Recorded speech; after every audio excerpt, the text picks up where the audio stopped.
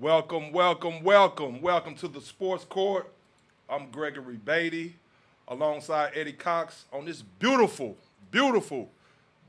Tuesday evening, Eddie Cox. Hey, man, you know what? The NCAA tournament is right around the corner, starts this Thursday. A lot of very competitive NCAA basketball teams. Hey, you know March Madness. You all know March Madness, how fun March Madness can be, and how sudden your exit from March Madness can be.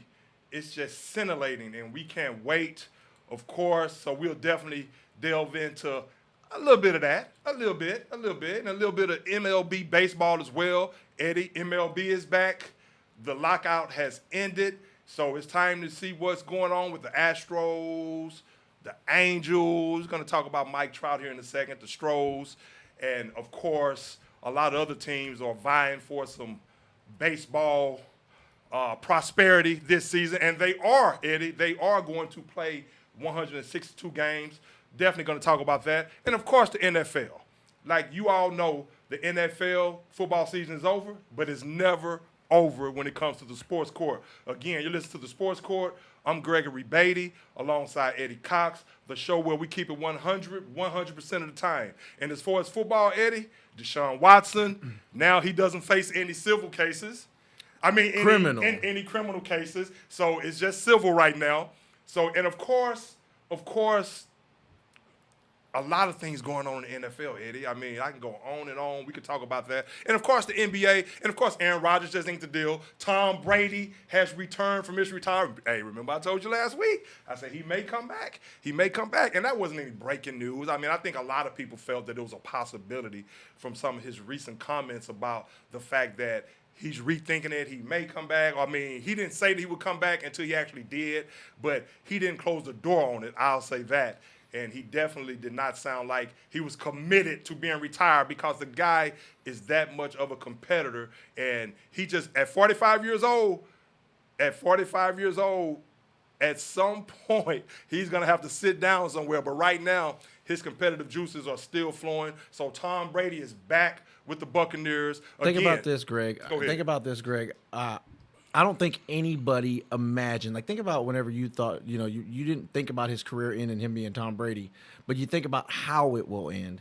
I don't think anybody ever thought that his career would end with anything other than either a Super Bowl victory or a Super Bowl defeat.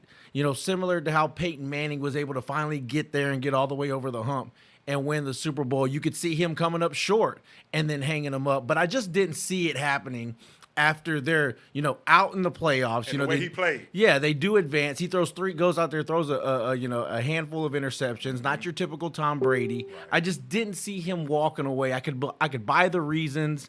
I could buy the family deal, and as much as he's put into it, I don't think anybody would argue with you. Tom Brady is one of the most dedicated athletes, dedicated to his profession, dedicated his body. Everything that he does is to be the football player that he is, on Sundays. And he's giving it his all. I can understand him wanting to give more to his family, but I just didn't see it ending. It didn't have that storybook ending. It just didn't feel like the end for Tom Brady. And sure enough, here we are, just a few days, into the new league year, and he is back. Right as the shaking and moving is about to start happening for what quarterbacks are out there on the market, i.e. Deshaun Watson. As soon as those moves start shaking out, Tom Brady had to figure out, is he out or is he in? Because the Bucs needed to know. Because if he was going to be out, there were going to be players in this thing as well. Right, and since we're talking about Tom Brady right now, and we're going to delve into some baseball here in a second, and then get back to some to some NFL, talk some NCAA, and of course the NBA. We're going to talk about that, so stay tuned for that. The Sports Court, House of Legends Entertainment. I'm Greg, that's Eddie, right there to my left. Hey, but since we're talking about Tom Brady right now, check this out too, Eddie. A fan bought the last touchdown. And to your point about you didn't see him retire, I was surprised too. You saw me talking about how I was surprised when it actually happened. Because for one, Tom Brady has stated publicly numerous times over and over and over that he wanted to play until he was 45, at least. At one point, he was saying 50. Then he started saying 45. That's more realistic. So the thing about it is, the way he played this past season, where he was second in the MVP voting, probably should have won it in a lot of people's eyes.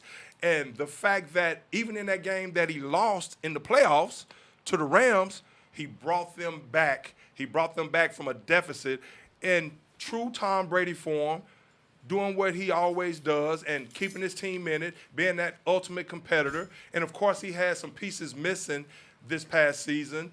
So the roster was discombobulated a lot of times. I mean, of course, that's football as well, where you're going to have some injuries and you're going to have some people not there. That's part of the game. I mean, everybody goes through that. But the fact that he has some very key pieces missing and the fact that he still got that close to the NFC Championship game, I think, and the fact, like you're saying too, of course he talked it over with his family, but the fact, I think when Tom Brady when he actually got home and started being at home every day, you know Tom Brady, you know how he is about his workout regimen and about his health. And again, those competitive juices just continue to flow and if he would have fell off a cliff last year and didn't play well, then I can see him walking away. But the fact that he played so well, hasn't lost anything on his arm yet, and of course he's never been crazy athletic. So, and to your point about him having to make this decision to make sure that his team got the requisite players in place to help him go after another championship. But the fact that he's at home every day, doing this, doing that, I'm sure he loves his family. And, of course, you know he got his family's blessing to go back and play at least for another year and give it another go, because it's not about his legacy at this point. It's not going to matter. Even if he loses this, Tom Brady's legacy is cemented already. The guy has 7 Super Bowls. He is the GOAT. He's the greatest of all time at quarterback. And so even if he loses out again this year, and you saw the way last year ended, it ended on a high note for him, even though as far as team success, it didn't. But it ended with him looking like he's still the player that he's always been. So the thing about that, he threw that touchdown pass, and his competitive juices are just flowing right now. He's just wanting to get out there and compete. He has that fire, and he just wants to get out there and compete. And the guy bought the football from him, or his last touchdown pass went for over $500,000. You know that, right? Yes. The touchdown pass over Jalen Ramsey, which Jalen Ramsey came out and said, hey, let him come back and throw that last touchdown on someone else. So Jalen Ramsey is happy he's coming back because the last touchdown pass that he threw to Mike Evans was on Jalen Ramsey. So the guy, a fan, bought that football for over $500,000.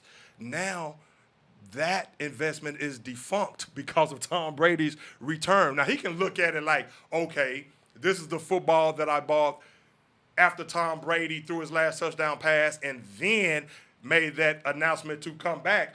But, hey, maybe you can use it as a write-off or something, but it does not have the same value as it once did. Let me ask you a question, Eddie. Do you think Tom Brady should repay this guy?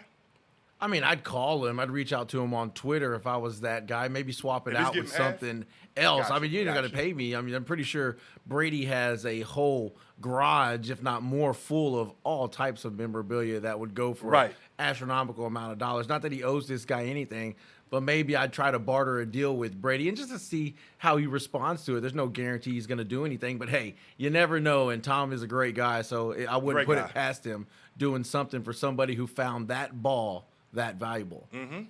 Over 5. And then I think the first touchdown, here's the kicker to that too. The first touchdown pass that Tom Brady ever threw in the NFL, the first touchdown pass that he threw went for over $400,000. His last touchdown pass went for over $500,000. Now he's coming back. So, of course, that football has no value, I mean, in the grand scheme of things. But, of course, this guy's spending that kind of money on that. I mean, they say people were bidding. They say that ball probably could have went anywhere up to $1 million. I mean, but, of course, Tom Brady is back now. I mean, the competitive fire and desire at 45 years old. But the thing about it, like I was saying, now he's an anomaly. But, again, he's venturing uncharted territory at the age of 45. He better hope those offensive linemen can protect him because, again, this game has never been predicated on athleticism or things of that sort. So he's going to sit back in the pocket. He's going to be very cerebral. He's going to use his feet to escape. And he's going to be the same Tom Brady that you've been seeing every year, throw the football around the yard, and he's going to be great once again. So it's good to see Tom Brady back in the fold, Eddie. But you know what? Hey, Aaron Rodgers is back in the mix. But before we get back to some football and all these free agency signings, of course, my Dallas Cowboys took a hit. My Dallas Cowboys took a hit today with Randy Gregory. He flipped and went to the Denver Broncos. I was wanting to ask you about that. He went Josh McDaniels. This is the last time I remember somebody really spurning somebody the way Gregory has spurned Dallas, where it seemed like it was going to be – the deal was done. Reports were coming out. He's going to re-up with Dallas, and then, boom, the bombshell drops, and he's now going to be a Bronco with Russell Wilson and company. And now, look, I think he's replaceable. I know he was finally making strides, finally becoming the type of player that a lot of people thought he might be coming out of college. I wanted to ask you in particular, Greg, how does this hurt a defense that, let's face it, maybe they underperformed a little bit down the stretch, but they found a way to turn the ball over, and they're definitely a defense that took a step forward last year in 2021. How bad does this hurt them? It hurts bad. It hurts bad because Randy Gregory, even though he only had 6 sacks last year, Eddie, of course he missed some games as well because remember, I was on record saying that I thought he would get anywhere from 12 to 15 sacks. He applied that kind of pressure every time he was on the field. I mean, he was always in the backfield causing havoc, getting after the quarterback. He was probably their most relentless pass rusher. I mean, other than Michael Parsons, when they were sending Michael Parsons to the quarterback. Michael Parsons is a freak. I mean, he's a Lawrence Taylor 2.0. So Michael Parsons is just going to be a beast every year, whether he's rushing the quarterback or roaming sideline to sideline, covering the field. Yeah, but he's not that guy you can count on putting your hand into the dirt all three downs. That's true. And because you want to do other things with Micah rather than just rush the pass. Right. So Randy Gregory even though Randy Gregory, Eddie, he's stout in the run game as well. So the thing about Randy Gregory, he's a tremendous pass rusher. And to your point about him coming out of college at Nebraska, when he was at Nebraska, man, I mean, he was a top 2 or 3 talent in the draft. But, of course, his drug issues and off-the-field issues really made him drop in the draft. But the Dallas Cowboys and Jerry Jones have stood behind this guy through thick and thin as far as giving him chance after chance because Jerry Jones saw the potential. Jerry Jones saw the talent in this guy, and he knew that he was one that could help bolster their defense, which he did this past season. But to answer your question specifically, I think that was a tremendous loss for the Cowboys. Now, as far as the deal itself, I'm hearing that it was some language in the contracts, some different language that he decided on Denver because the language was better in Denver's contract than it was in the Cowboys' contract as far as like bonuses and what goes on in suspensions, how much he's fined, and things like that. I don't know the particulars of it, but because the deal was the same for both teams. Well, I'm sure because Dallas already knows, he's like, he's been almost out of like a Josh Gordon where he gets in trouble, he's clean for a little bit, then he falls off. Dallas is all too familiar with, the ways of Randy Gregory, where right now you kind of feel like Denver is sort of moving all their chips to the interior of the table, sort of the way that the Los Angeles Rams did, where they're going to trade draft picks, they're going to take risk, they're going to do whatever it takes because right now they've got their guy, their veteran signal caller in-house, so they've got to take as many big hacks at a home run as they can take. Yeah, for real. I mean, and then they have a great defense already. So Randy Gregory, I mean, hey, that's a shrewd move by him to go to a team like Denver, knowing that they just got Russell Wilson as well. So even though the numbers were still the same, it was certain provisions. And I agree with you. Dallas knows how he can get off the field, even though Denver knows as well, but they're taking their chance. But Dallas knows how Randy Gregory can be off the field. And now, I will give him this. He has been doing well the last few years, or the last couple of years. He stayed out of trouble. Obviously, he's passing his drug test because he's in the program. So they're probably giving him a urine test like at random. Who knows? Once or twice a week at random, or you never know. He never knows when he's going to get a urine test. But he's been on the field. He's been available when healthy, and he causes havoc at getting after the quarterback. Now he's with another great defense in Denver. It's going to hurt the Cowboys. Now, the Cowboys did re-up with DeMarcus Lawrence, but Randy Gregory is replaceable, but you have Von Miller out there still as a free agent.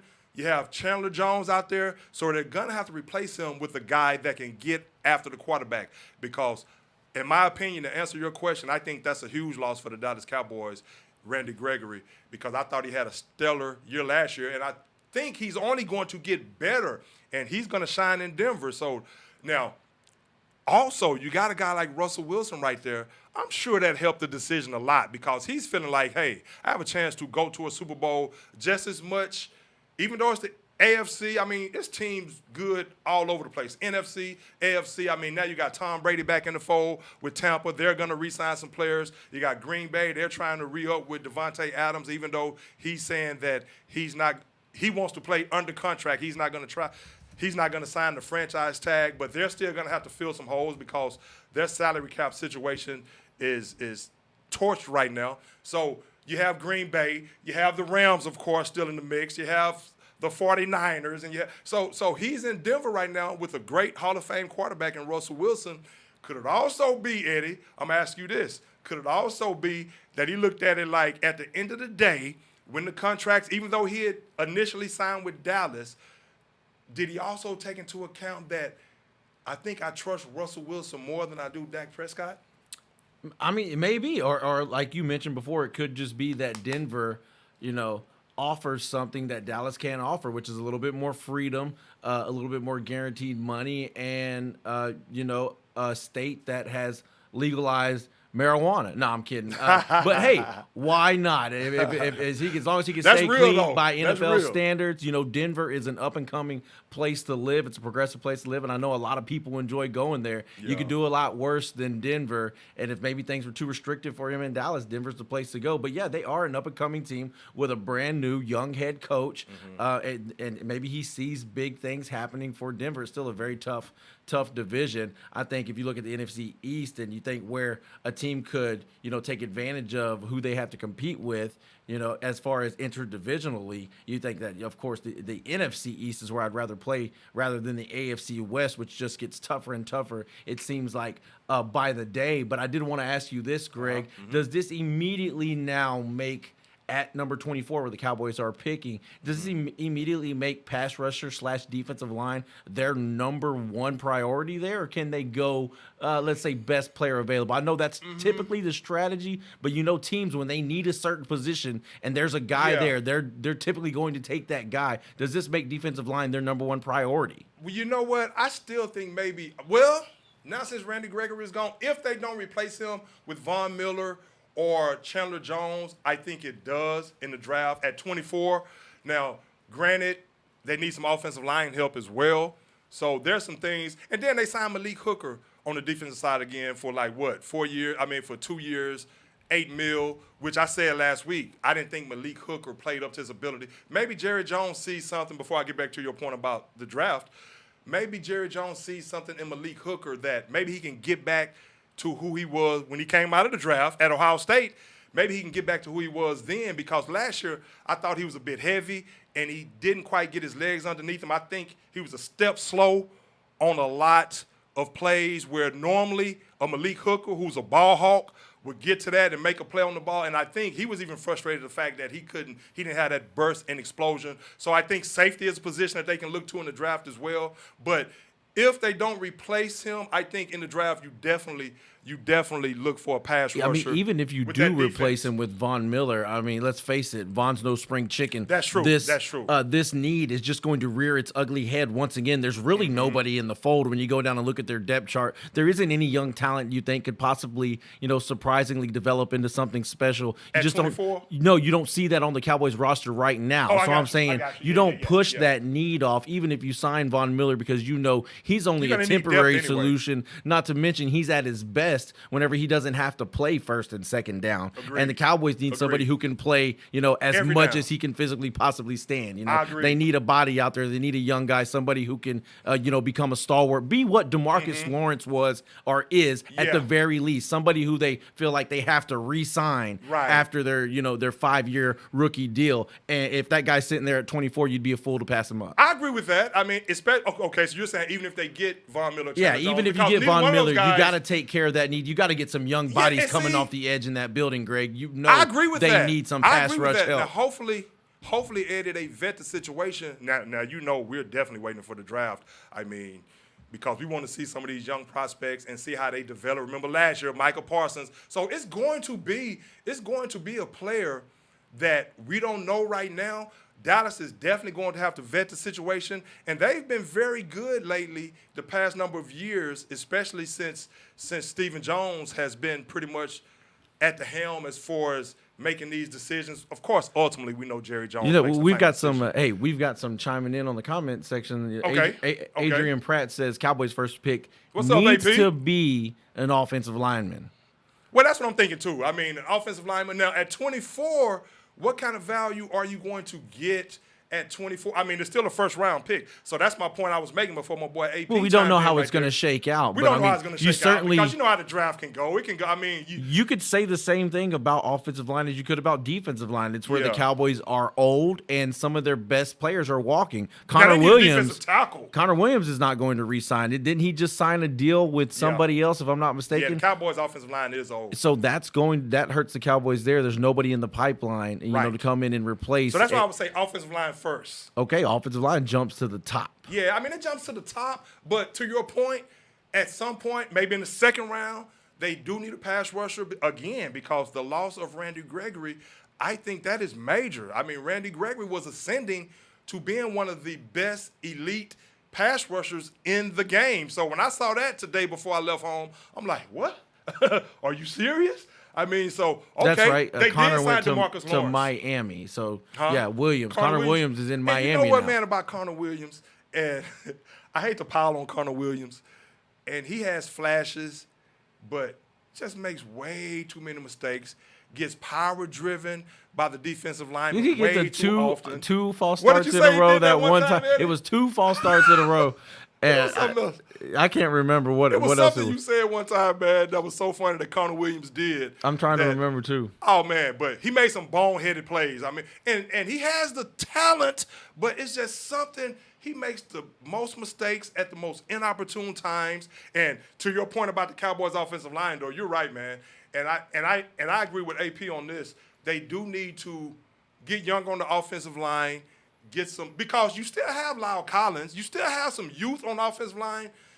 Tyron Smith is still, if he can stay healthy, he's not the player he once was. He's still only, 31 or 32. You know, offensive linemen, if they can stay healthy, they can play till they're 40. Speaking of 40, Whitworth from the Rams, he actually retired today. Hey, but can you blame him after that Super Bowl victory? I mean, but the And I think Cowboys he can definitely still need some play offensive too. linemen. Like, say somebody goes He down on can the still offensive play. line. Don't be surprised if they give him a call late in the year and he shows up. Maybe Real pulls talk. a Gronkowski like That's Gronkowski true. did when he was out for a little bit. Come back. I think he's definitely a candidate for that. If the Rams end up in a pinch, which I could easily see happening now that they no longer have Whitworth. Let me ask you this: Richard Johnson on the comment line. Okay. He says Russell Wilson's best years are behind him. What do you think? Hey, man, you know what? That's interesting because you remember last week. You remember last week when we started talking about Russell Wilson going to the Broncos, and the first thing I said was, I was like, wow, the Broncos gave up a lot to get him because I'm kind of under the same ilk that I'm not saying his bet. Well, I'll put it like this. At 32 years old, maybe he's rejuvenated going to Denver, but I did see some decline in Seattle last year. Now, granted, he didn't have the team around him that he once had. He didn't have the Legion of Boom on the defensive side of the ball. That He train still had was two- running out of steam. It was. And fast. Yes, and you it could was. sense it. Like emotionally, that team didn't have the do you charge think? So that let they me return the typically question have. to you. Do I think his best years are behind him? You know what? I'm going to say I don't know because I think he may be rejuvenated right now, and he has some weapons over there in Denver. Plus, he has a defense. He's only 32, 33, and he's still going to be very cerebral. He's still going to be elusive. He's never been a 4-3 guy, but he uses his speed effectively. He has great football speed and great timing, knowing when to elude, knowing when to get out of the pocket, knowing when to pass. So his game may actually, if you put a gun in my head and say pick, I say no, his best years are not behind him because of the situations that he's going to. But I did see some decline last year in Seattle. Now, let me ask you this. Do I think his best years are behind him? Yeah. I was actually think gonna say something else, we've but- seen some great years out of Russell Wilson in Seattle, especially when they had some really good Super Bowl teams. But this day and age, the NFL quarterback and the way these guys take care of their bodies, And the way they're if you're getting protected, Russell Eddie. Wilson at 32 years old, you could make a gamble and believe that there's a chance he could be your quarterback for a decade. There it you know, is. I mean, these guys are playing into their 40s, and I think it's going to Technology be. these days. I think it's going to become more of the. More of the standard for your franchise quarterback for them to play into their 40s rather than for them to hang it up, 35, 36. Of course, it all depends on how the body holds up. Right. But as you talk about with, the way these guys take care of themselves and how good medicine has become. I mean, we saw somebody come back from an Achilles injury within the same season, and I don't think we've ever seen that done before, with Cam Akers. So Yeah. these guys, medicine, the way they take care of themselves, there's a good possibility Russell Wilson could play for another 10 years. So I believe And he's happy. Yeah, I believe that it all depends on how they surround him with young talent. I mean, Yes. he already has the young wide receivers in place. They have a young core on their offensive line in Dalton Reisner and Garrett Bowles at left tackle. So they've got the pieces in place on offense for Russell to go there and have success. I mean, what was the biggest deal in Seattle? You couldn't keep your running backs healthy, so you never had a steady, consistent running game, and you couldn't protect Russell Wilson, who was going to extend plays, who was more prone to sacks. You still couldn't protect that guy. They went out and got Dwayne Brown, and it just wasn't enough. They needed better offensive linemen as a whole, not just one stalwart left tackle. It was never enough to protect Russell, and ultimately it wore him down. Yeah. And then, like we said, that entire train just ran out of steam. Pete's getting older. You make some big swings. You go after Jamal Adams. You try to do some things, and ultimately it just didn't work out in their favor. And to your point about, if you look at Tom Brady and the success that he's had at 44, now about to be 45, Aaron Rodgers, and you see the success, MVP at the age he's at. We talk about Pete Carroll, probably the oldest coach in the league, but probably the most energetic coach in the league. Hold on, man, but while we're talking about that real quick, tidbit real quick, I have to give kudos to Hubie Brown, man, because I'm in awe when I listen to Hubie Brown talk NBA as an analyst at 88 years old. I mean, you look at Vin Scully, what he was doing. He didn't have to retire. He was damn near 90. I mean, Dick Vitale, who's coming back from, cancer, but you see what he's still able to do. But Hubie Brown is 88 years old, bro. That goes to show you, this not like the 1930s where you would probably be in your grave at that age. I mean, he seems like, if you listen to Hubie Brown and you're not watching the TV, you would think he sounds exactly like he did 20, 25 years ago. I mean, that guy is special, and how alert he is, how coherent he is, and how just on point he is, the kind of recall he has. I'm amazed. And when I listen to Hubie Brown, I'm amazed. I mean, of course, to go along with a lot of those other commentators as well, Doris Burke, Mark Jones, all those people. Of course, Van Gundy, Mark Jackson, all these, Breen. But, I mean, Hubie Brown, man, what can you say about this guy?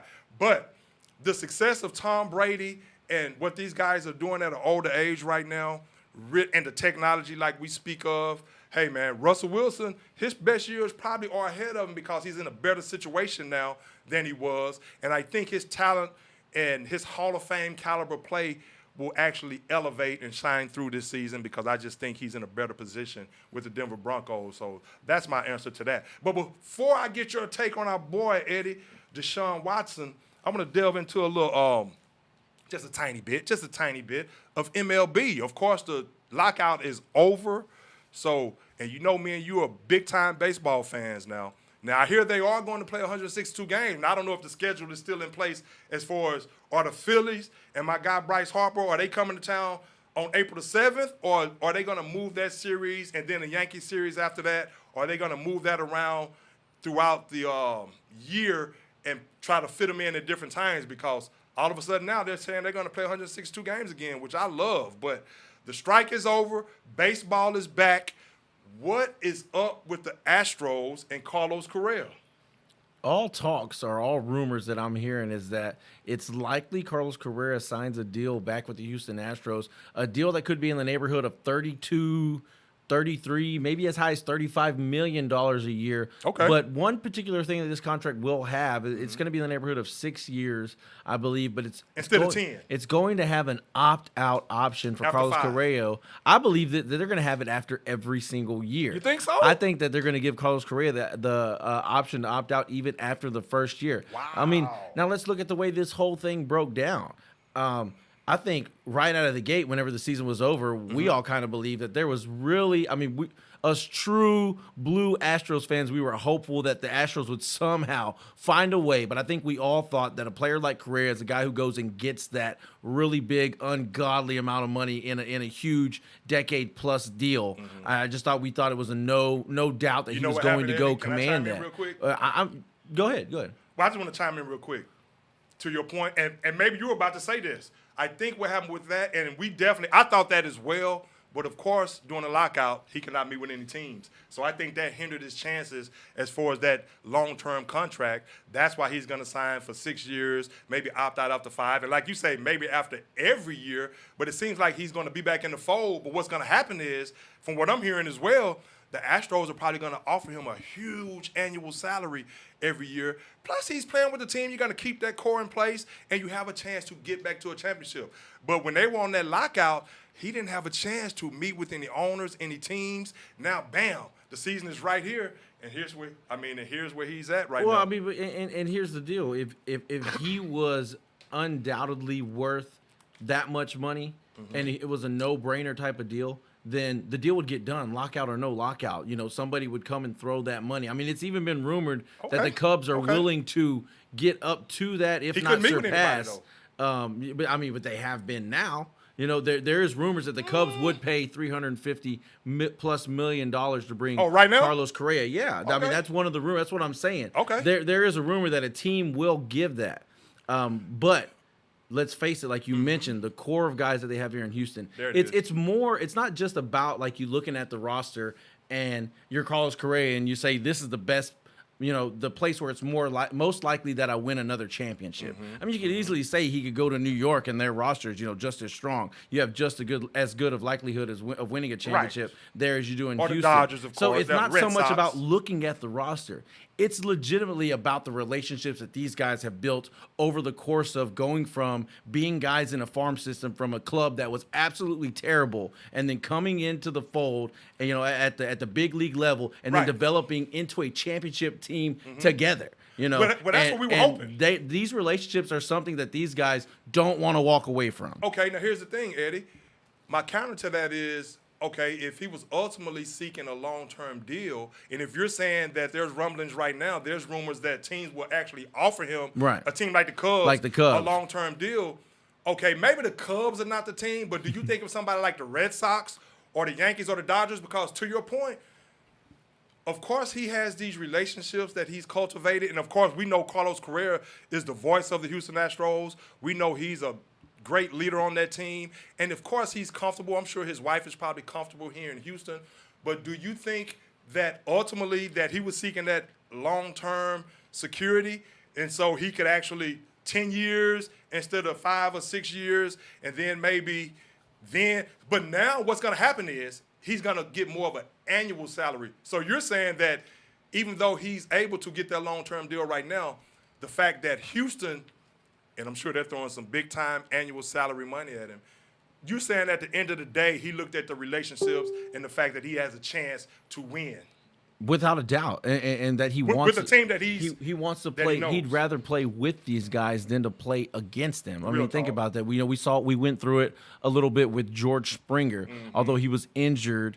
A couple of series that the Blue Jays played the Astros, it was still a weird thing that we were. I won't say we were looking forward to. We were almost like just waiting to see how it was going to be to see George Springer in another uniform playing for another team. Yeah. With Carlos Correa, you almost feel like if that happened with him, you would never look at this Astros even with Bregman and Altuve. You almost couldn't look at them the same anymore if they were to lose Carlos Correa. Yeah, so it's really important, that if they want to extend their championship window, to find a way to bring him back. And Eddie, that's what me and you have been saying all along anyway, that for the same reasons that you say, And the same reasons that I say, of course, he has a chance to win here. He's comfortable here in Houston, and he's their leader. He's their voice. And I'm sure Dusty Baker's influence as well had a lot to do with his decision as well, because Dusty Baker is the type of guy that his players gravitate to, they love playing for, and I'm sure he probably wants to give Dusty Baker another great shot of capturing that World Series title as well. So, and the Cubs are not a viable option as far as talent-wise, what he has here in Houston. So, again, but I do think the fact that they were not able to negotiate and they were in a lockout, it probably had some hindrance on it. Maybe it gave him time to also think about and really realize that he didn't want to leave Houston, but Houston just could not offer him 10 years, $350 million. And so he knows he's going to get his money. He knows he's going to get that big annual salary, and he's happy here in Houston with a great chance to win a World Series. A guy that helped them win a 2017 World Series, even though we know about the whatever the gate was, what you call it, spy gate, whatever, or can gate or whatever. Yeah, but he's can gate or whatever they call it. He's been clutch in almost every clutch moment he's had an opportunity to be in, and more often than not, he comes through rather than going down without a fight. Absolutely. And that's why you love having Carlos Correa on your squad. Yeah. The only reason why these teams balked at maybe offering that big of a salary over that long is just because he has been injured. He has had injury trouble in the past. He's missed big chunks of seasons at the time. Now he does come and perform in the playoffs when it matters most. That is one thing you can mark as a pro to adding Carlos Correa rather than a con. But the thing about it is, as you get older, them injury worries they kind of get bigger and bigger. And one minor injury can end up putting him out for a long period of time. Injuries all the time. I don't even know how I got the injury. So that's why. But to your point the Astros as well as other teams want to protect themselves from that by not having to commit for such a long time. Right. And he is, like we're saying, he is the voice of the Astros, and he brings the Astros that toughness. I mean, you notice anytime people go against the Astros, anytime somebody say something against the Astros, Carlos Carrell is always the one to stand up and take up for his team and actually, clap back, so to speak, at haters that's out there talking about the Astros, like when the Astros had the cheating scandal, and the Dodgers players and all the Yankees players and all these players, they were bumping their gums and talking noise. And Carlos Carrell was really the only one on that team that really snapped back and clapped back at those teams. And the thing about Carlos Carrell too, he does stay injured, like we're talking about. He has some injuries, and he does come through in the playoffs. But he has to stay healthy. He misses significant amount of time every season due to injuries, whether it's ribs, whether it's back, whether it's this. And we know it's a long season. It's a long grind. But to both of our points, I think we're both happy that Carlos Correa is back in the fold. Well, seems like he will be back in the fold. You never know what might transpire in these last hours. Well, a lot of times, if you're going to take that really big contract, ultimately you're probably going to go somewhere where you may not win. You talk about your boy Bryce Harper. Sager. I mean, think about whenever he signed with Philly. It's not like it was all hunky dory right out of the gate over there either. They struggled. It wasn't. So you have to pick between you want to be the richest player in Major League Baseball history, or do you still want to be pretty rich, play with your best homies, and try to do something that is, on the brink of, let's be real, the Houston Astros are on the brink of a dynasty. They're one World Series win away from being able to be considered a dynasty. Whenever you make 5 consecutive American League Championship Series, you're always a contender for the World Series. Then you bring back your best players. You don't allow some of the, your biggest competitors to poach them away. You keep those guys in-house. They're on the brink of doing something that's never been done before. And the pitching is only going to be better. Major League history. Yeah. Hey, Eddie. And certainly not in Houston Astros history or Houston sports history. Let's put it that way. Right. Eddie, I got Verlander is coming back. Yeah. He's looking healthy.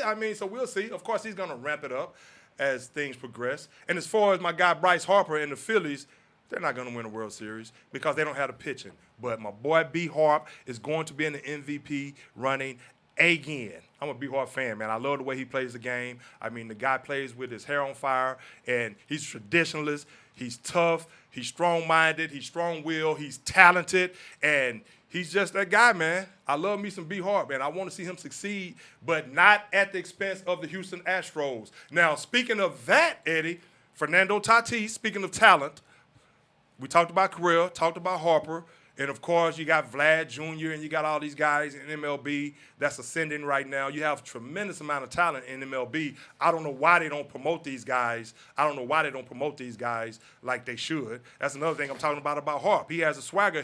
He's somebody they try to promote, but Mike Trout is a guy that they don't promote because he doesn't really seek that attention, and he's more of an introvert. Great guy. That's just his personality. He's more of an introvert, but he's better than Bryce Harper in my opinion as far as pure baseball player. Even though Bryce Harper won MVP last year, if Mike Trout wouldn't have gotten hurt, Mike Trout probably would have been MVP again in the American League. But real quick, you have Fernando Tatis, and we're going to get back to some NFL, and then we're going to talk some NBA before we get out of here, some NCAA tournament. But Fernando Tatis, now, that's another guy that I love, man. Fernando Tatis. I mean, the guy is a special talent. I love watching him play with the swagger he plays with and just the talent that he has more than anything. Now, granted, when I pick a favorite player, it's more about the talent more than anything. And if they have the personality and the right swagger to go with it, that makes it that much better. But Fernando Tatis is one of these guys that they definitely can try to promote. But he's out with the fractured wrist. He just had wrist surgery. Out at least 3 months, Eddie.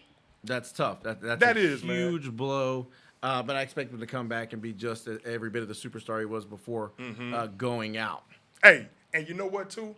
Real quick, before we move on, as far as the Angels and Mike Trout, now let me say this, Eddie. Freddie Freeman, great player, great first baseman. The Braves did not want to give him a 6-year deal. That's what he wanted, a 6-year deal. The Braves said, he's 32 years old.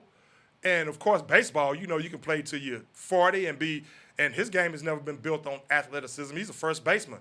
Great player. But this is the best time right now for him to enter free agency. And teams like we were just talking about, the aforementioned Cubs and Dodgers and Red Sox and all these teams, these big money market teams, they're going to throw money at him. But we're talking about Freddie Freeman right here, a great baseball player, great first baseman. And now, the Braves, they signed Matt Olson, who left the A's, signed 5 years, I think $168 million with the Braves. So they decided to go with Matt Olson instead of Freddie Freeman. But this is the best time for Freddie Freeman to get his money and to go where he wants to go, because you're talking about a guy coming off a World Series title, and then the year before that, an MVP. And he batted .300 last year with 31 home runs. So Freddie Freeman is going to get on with somebody, and he's going to be a major, major player. Now, the Angels, real quick, Eddie. The Angels, it's time for the Angels to put up or shut up as far as every year. Now they have Joe Madden, but Mike Trout is back healthy again. Now, they were trying to move him from center field. Mike Trout not just yet, because they were trying to protect him from injuries. He's 30 years old now, but Mike Trout, when he's healthy, 30 years old is young, bro. And the way Mike Trout is probably looking at it like, no, I'm a center fielder, and when people start getting moved, even if it is to protect them from injuries and things like that, the psyche and the narrative kind of becomes, even though a lot of people who has any kind of common sense will know, okay, yeah, well, they're trying to move him to save him from himself and things like that. But the narrative kind of becomes like, okay, that guy is kind of over the hill as far as a center fielder. So that's why they're moving him. And I think Mike Trout is probably looking at it like that, like, hey, I'm still the best player in baseball, so you're not going to move me. Look at Ken Griffey Jr. He played center field almost until he retired. And Mike Trout probably feels if he's healthy, he's probably the fastest player in the game, the best player in the game, and you're not going to move me from my center field position where I can roam and do my thing and be the best center fielder in the game, because essentially what it looks like you're saying when you do that is that I'm on the decline. And Mike Trout, he probably feels he's still you've heard me say it before, man.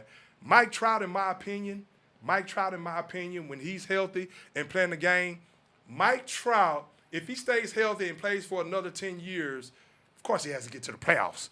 Here's what I'm going to get to next with that, and I want your opinion on this. But Mike Trout can be one of the top 2 or 3 players to ever play this game. I'm talking about Barry Bonds. I'm talking about, I can go on and on. Ted Witt, whoever you want to, Babe Ruth. If Mike Trout stays healthy for the next 10 years, Mike Trout, because he's going to put up the numbers. But the thing with the Angels, it's time for them, Eddie, to put up and shut up. Now, Mike Trout has not gotten to a playoff series yet. Now, This year is the year. They have Shohei Ohtani now. Now you're going to pair him with a healthy Mike Trout for the entire season. Shohei Ohtani, I might add, was last year's MVP in the American League. So, I mean, you have him, you have Mike Trout, you have Anthony Rendon, who should be healthy this year. Didn't he win MVP one year? Anthony Rendon won MVP. So you have Anthony Rendon, you have Justin Upton, and the point I'm getting to is they have all this talent on this team. Now they have to do something with it and get to the playoffs. You have Justin Upton, who was the first pick in the draft years ago, still has some pop. He didn't turn out to be that number one pick that we all thought he would be for whatever reason. He was in Arizona for a while. But J.Up can go deep at any time and take it out the ballpark. Yeah, he's from my class. I remember Upton. Okay, there it is. But Anthony Rendon, Ohtani, even though you're still going to have to use him as a pitcher, so they're going to have to find a way to monitor how they use him and keep him fresh for the entire season. But do you feel the Angels, if they don't get it done this year, that we know they're wasting Mike Trout's years, year after year after year, not getting to the playoffs? My point of what I'm saying is now it is no excuse for the Angels not to get to the playoffs. There's plenty of excuses. It's not going to happen. Tell me I mean, you could say, the A's are going through a rebuild. Maybe they can jump the Athletics. Maybe that'll open a door for them to slide in there. But they're still going to get their heads kicked in by the Astros throughout the season. That's the Astros division, and it belongs to the Astros. And that's one of the biggest hurdles for Los Angeles when it comes to getting into the playoffs. Is Houston being in their division, that hurts, and how good Oakland has been. Seattle's right there on the brink of possibly being a young team that breaks out.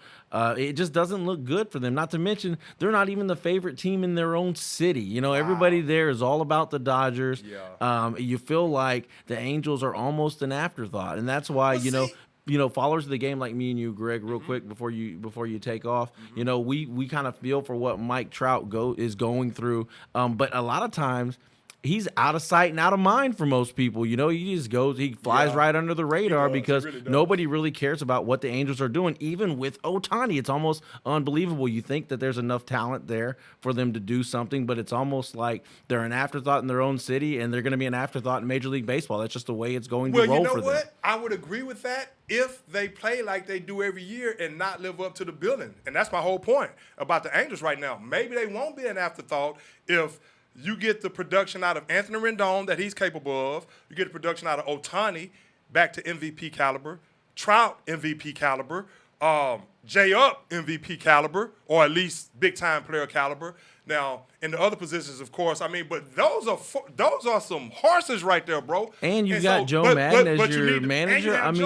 If that recipe doesn't work, then you got to start back from scratch eventually. I don't think they will. I think they'll keep fighting and clawing, trying to compete in this, difficult division. Yeah.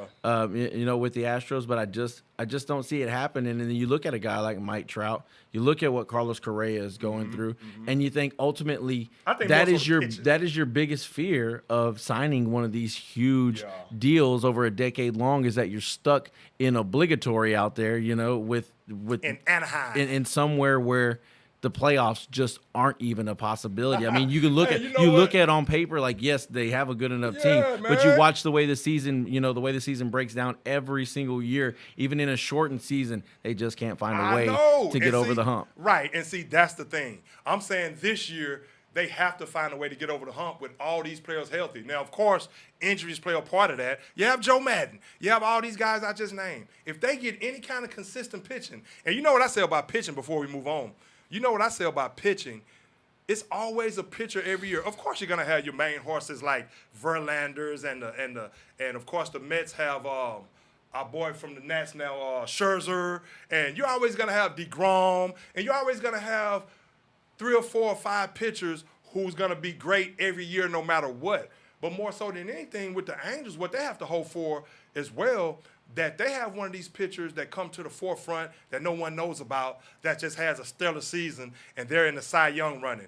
If you pair a pitcher like that you can put out there every 5 days, and maybe you get you a second-line starter that's good as well, who's doing more than people expected, and they get anything out of some pitching, And, of course, that's easier said than done. Of course, you have to have the bullpen and relief pitching. But I think if they can get the pitching to hold up, there's nowhere in the world you can keep a lineup like that down if they're healthy for most of the year. But we shall see. And to your point, and to my point for bringing it up, every year it's the same story with the Angels about them faltering. And like you say, they're an afterthought. When you look at the standings at some point in the year, they're third, they're fourth, no matter what kind of season Mike Trout is having. I mean, how many more MVPs can you have? You got Trout, you got Ohtani. I mean, what more do you need? I know, man, what I'm saying. If they stay healthy, they have to get it done this year. No, hey, but, they need to move. They need to get out of California if they want to get back to the playoffs. Oh, man, that's what's up. Hey, but check it out. You listen to the Sports Court. I'm Greg, that's Eddie, the show where we keep it 100% of the time. Of course, Eddie, I want to get your take on Deshaun Watson, man. Deshaun Watson, of course, he's not going to face criminal charges right now. Of course, he still can face NFL suspension.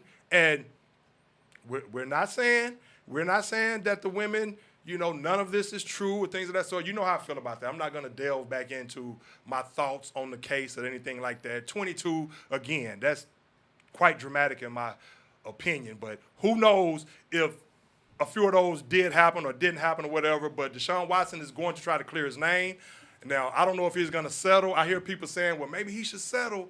And that way the NFL can go ahead and decide what they're going to do, because if he doesn't settle, that means it's going to drag out for another year, and whichever team signs him, they're going to take a PR hit. And you know what? At the end of the day, we can say that all we want. Yeah, a team may take a slight PR hit, but at the end of the day, this is a forgiving country. And, again, he hasn't beat anybody up.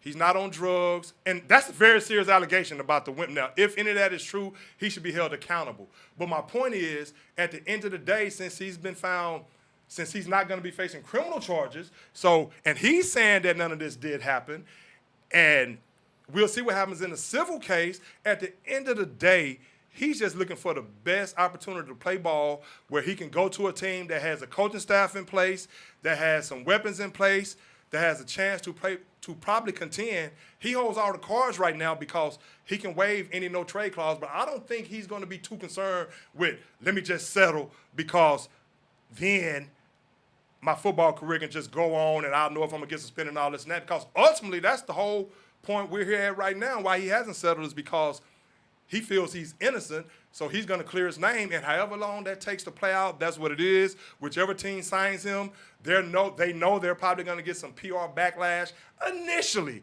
But as soon as they start winning games, whenever they might be, because I don't think the NFL is going to rule until they have some clarity on the civil cases. I mean, he's missed a whole year already as it is, but I don't think they're going to rule. They can't rule on the fact that he doesn't have any criminal charges, so they can't be like, well, they're going to wait and see. And I think he's just going to let it play out, try to clear his name, go to the best situation for him, and whatever hit he takes PR-wise or the team takes PR-wise, I think whichever team signs him, they know that's going to be the case. But at the same time, they know eventually that's going to subside as well, because they're getting a franchise quarterback who is, 26 years old?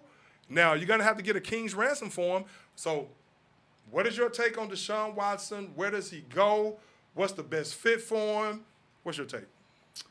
I mean, there's a lot of layers to that question. We want to talk about where and what fits. I think first and foremost for Deshaun, it's kind of what I think his legal team and what I've said before in the past when we were on this show in the months leading up to this point right here, is that ultimately I thought when it came down to a criminal matter that there just wasn't going to be enough to prosecute. Right, it doesn't say this did or didn't happen. I just don't think there was going to be enough to prosecute, especially not in Harris County and not with a grand jury that has their hands full in a jail that's bursting at the seams. Real talk.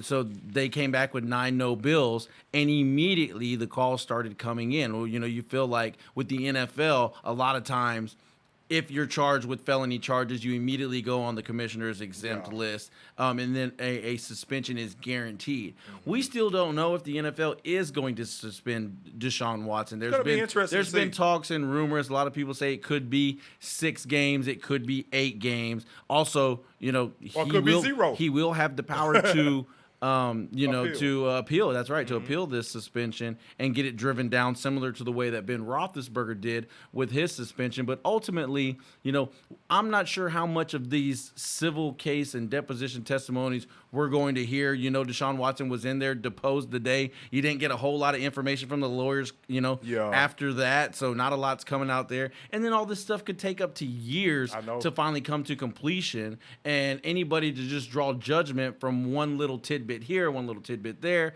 I don't think that'd be right. You kind of have to wait for the whole case to play itself out. That's what I think the NFL should do. By then, Deshaun Watson will have already either, fizzled out wherever he's going, or more likely he will have won back the hearts of NFL fans everywhere by just playing great football, which is ultimately something that Deshaun Watson has proven that he can do at this level and has done and is going to do for his, I think he's going to do for his newest team. I agree. Where is it the best fit? This, I don't know, because you think right on the surface, you hear the Saints, you immediately think, oh man, Sean Payton, Deshaun Watson, but wait a minute.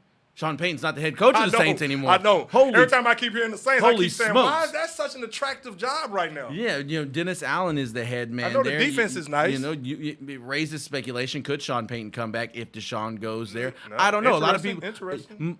Some don't think so. Some do. I mean, I don't know. Everything's still up in the air. But a guy like Deshaun, now we see that now that trades can happen, the Texans are willing to pull the trigger and teams are willing to pull the trigger as well, that now Deshaun has softened that, stance of, I only want to go to Miami or I only want to go to this team. Yeah. He's willing to hear pretty much a case from anybody who's coming calling, he wants a job. to see, what you have to offer and what it would be like if Deshaun Watson were to join that organization. Well, he would have to get, as far as the Saints, in my opinion, now they do have Michael Thomas coming back.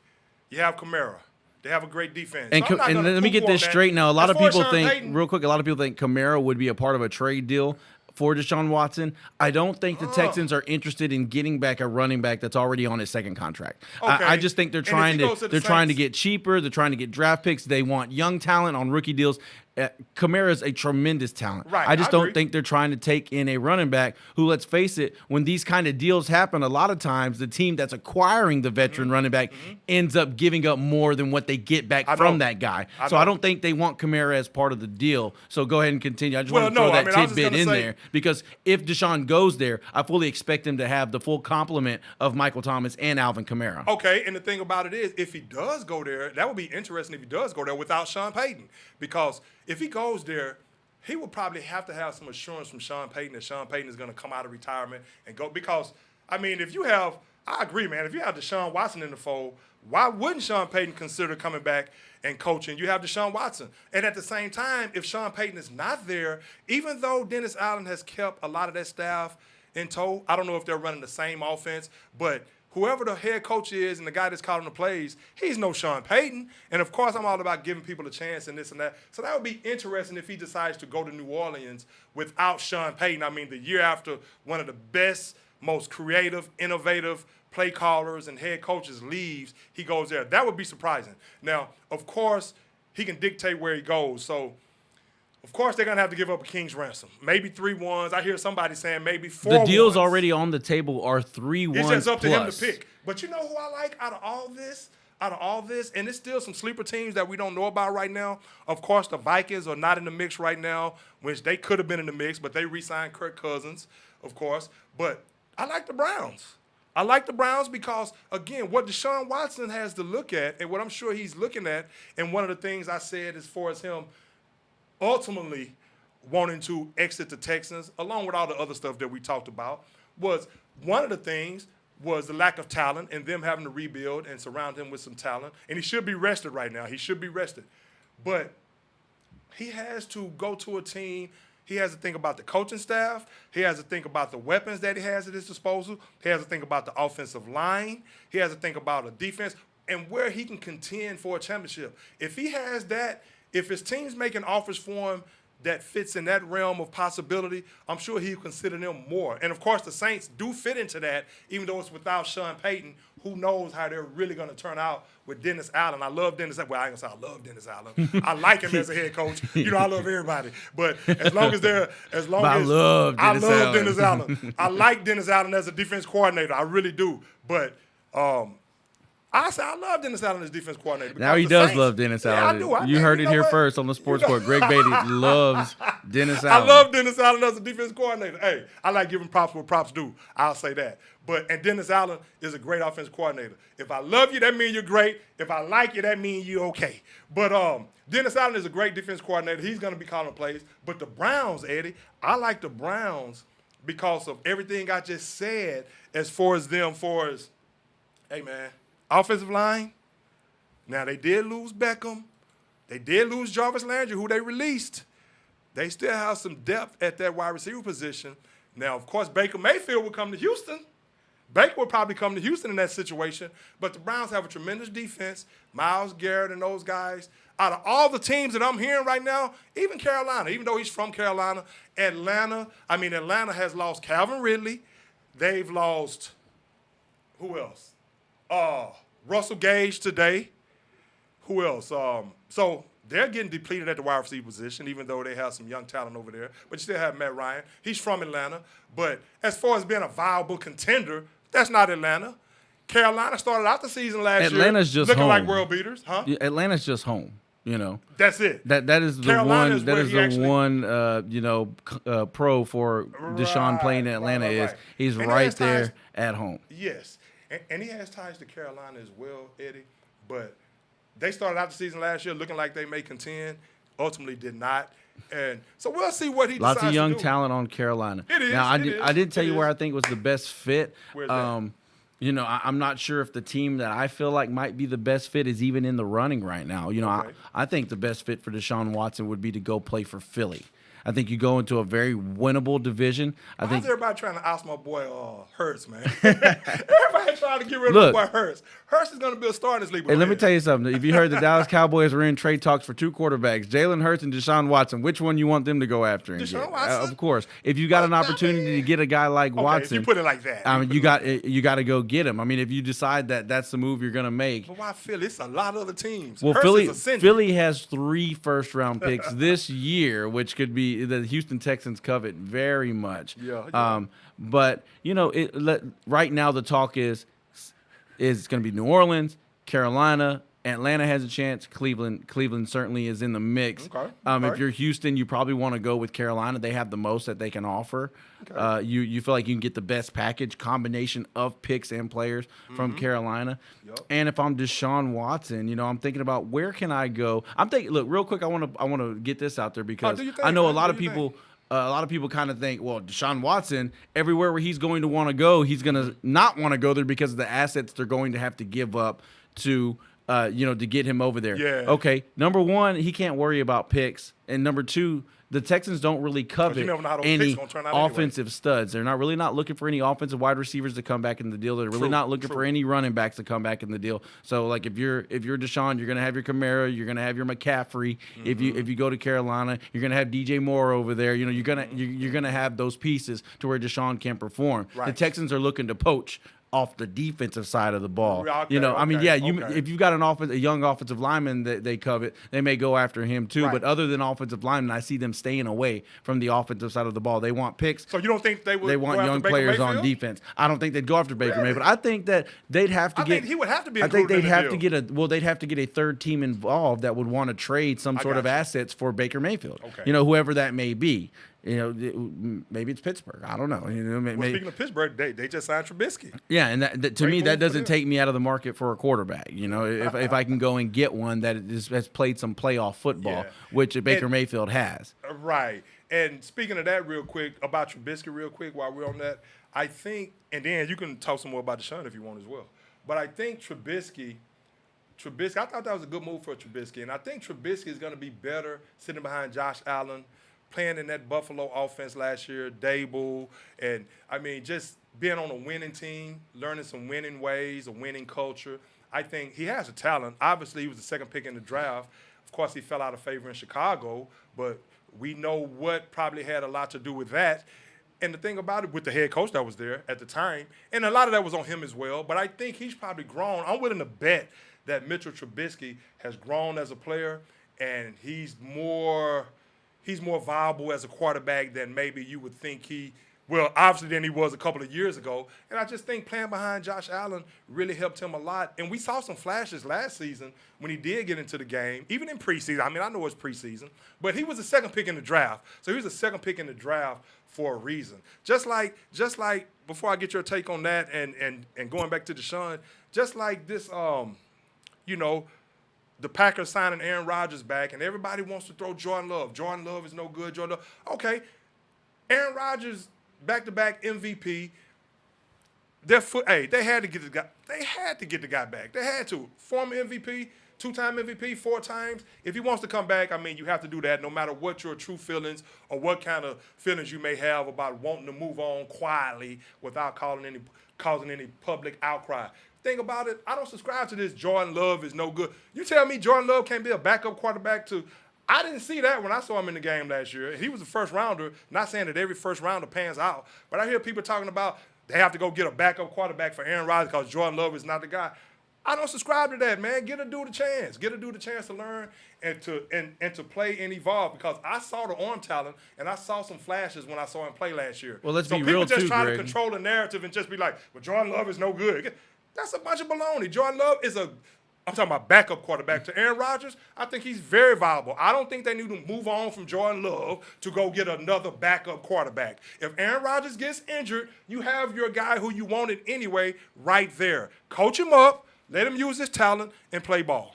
I mean, if we're being honest, the Packers can't afford to, allocate any more assets to the quarterback position. They've already they've got a guy that's going to be making $50 million a year playing quarterback as their starter, and they've got a first-round quarterback salary also on the roster. What do you want them to do? Like, who else do you want them to bring in? Is Marcus Mariota? Does that tickle your fancy? I mean, I don't know. I don't get it. No, I got and if I'm Green Bay, this preseason, I'm getting Jordan Love some work, and I'm opening up the playbook a little bit because I want teams to see a guy that maybe still has first-round value, and then they come after him in a trade. At least let him play a little bit. He's one of those quarterbacks that still has some intrigue, definitely from teams if he's put out on the market as a guy who is available. And some of the guys out here saying that, I mean, very prominent, great at what they do, but I just happen to disagree with that particular take. I think he's the guy that backs up Aaron Rodgers, and whenever Aaron Rodgers leaves, if they don't eventually trade him and get some assets for him because other teams see his potential and they can get something to help build that Green Bay roster, but just to kick Jordan Love to the curb, I don't subscribe to that. That would never happen. Let's just face it. They're gonna hang on to him until somebody comes and offers something that they feel like he's worth, or it's worth to move on from them. Because even though Aaron Rodgers is back in the fold, he's under contract, he's highly paid. He's still one, awkward sack away from his career being over, and then you feel like you're lucky that you had that bird in your hand instead of trading him for 2 later picks or 2 birds in the bush. Right. And so, Ed, as far as Trubisky, real quick, before we move on from Trubisky, hey, man, it's interesting in Pittsburgh because now, they were talking about drafting Malik Willis. They were talking about drafting Malik Willis in the draft, and now who knows what's going to happen with that 20th pick with Malik Willis now that you got Trubisky, because I'm sure they brought Trubisky in there to be the starter. And what's interesting also about that is you have Rudolph and Dwayne Haskins. A lot of people have forgotten about Dwayne Haskins. And I ain't forgot about him. I was thinking about him the whole time, and he's not going to play. Obviously he's not going to play. He's not going to play. Not going to play. But here's the thing, Eddie. I was just wondering and that's why I'm when you were going to bring about him up. Trubisky. I was just wondering when Greg was going to bring up the old Buckeye one way or another. Hey, and they still have Dwayne Haskins over there. Dwayne Haskins. Hey, and your boy Tomlin actually likes Dwayne Haskins, and that's what's surprising about the Trubisky move. Maybe he doesn't like Dwayne Haskins as much as I'm thinking, or maybe he definitely wants a quarterback, he said, that's mobile. So I don't think Dwayne Haskins is not going to be on the roster. So the thing about it, your boy Trubisky is going to have to show and prove, because I still think Dwayne Haskins can get back there and sling that ball, but of course, you're trying to get a mobile quarterback, and Trubisky fits the mold right now. Young quarterback who you can bring in that can throw the ball as far as scramble. But Dwayne Haskins is going to be right there, ready to start tossing that ball around the yard. And as soon as one of these other guys, Rudolph and Trubisky, as soon as one of these guys falter, that's going to be Mike Tomlin's excuse for saying, okay, I gave these guys a chance. I want to look at what I want to look at, but now I'm going to put the guy who I really want to see play, Dwayne Haskins, who can make every throw. I think I have him right in the mental place right now, and he's been doing all the right things. Now I'm going to put Dwayne Haskins in. And when I put Dwayne Haskins in, to anyone who may believe otherwise, he's not going to relinquish the job at this point. So it's going to be interesting to see what Trubisky does. I think Trubisky. Greg's living in the twilight zone right man. now. Dwayne Haskins is not going to get his hands on that job. We can agree to disagree about now, Dwayne Haskins. Hey, look, now Mitchell Trubisky. Said he's going to start out third string, I like Dwayne coming out of string, college. I just don't see it happening for him anymore. After I don't blame Washington. I blame Washington for it not working out in Washington. I thought they could have done a lot more. They mishandled Dwayne Haskins. But a lot of the rumors coming out of Washington were that he did a lot of mishandling of things himself. In Washington, he did. Pittsburgh's a great place for him. But you may be right. Maybe they do want Dwayne Haskins to develop into that guy. Maybe they feel like he's a diamond in the rough that they were able to look up and get. But they do want a mobile quarterback. But you go and get Trubisky. This is a guy who, he's got 10 wins in a season under his belt before Matt Nagy got lost in the labyrinth that is his playbook and couldn't find his way out of it. And I'm not even sure if that's what he was lost in. Maybe he was he's lost in something else because their play calling was terrible. Right. And then Matt Nagy and Mitch Trubisky, they fell off a cliff. Mitchell was gone before Nagy was, but I think we got to look at maybe it's not so much Trubisky as it is Nagy. When you look at a guy who Chicago felt strong enough about to go jump up and get at number 2.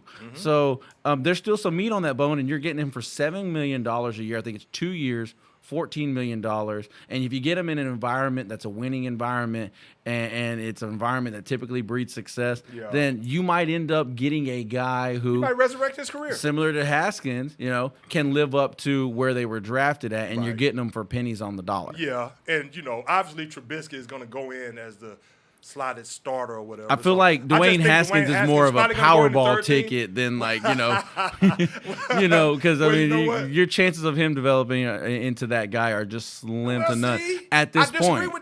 I disagree with that in the sense that I saw some flash, and we won't know until he gets the opportunity. But Eddie, you're talking about a guy that after his rookie year, you threw him to the curb? Here's a guy where if you're the Pittsburgh Steelers, he was drafted in the first you round. Would have to commit to going through the growing pains with him, and I'm not so sure they're ready to do that just yet. If they were, maybe they don't go get a Trubisky. Mike Tomlin, my point is to that is, Mike Tomlin, what is Mike Tomlin there for? I think that's why he went and got him, and that's why obviously he wasn't ready when they first acquired him.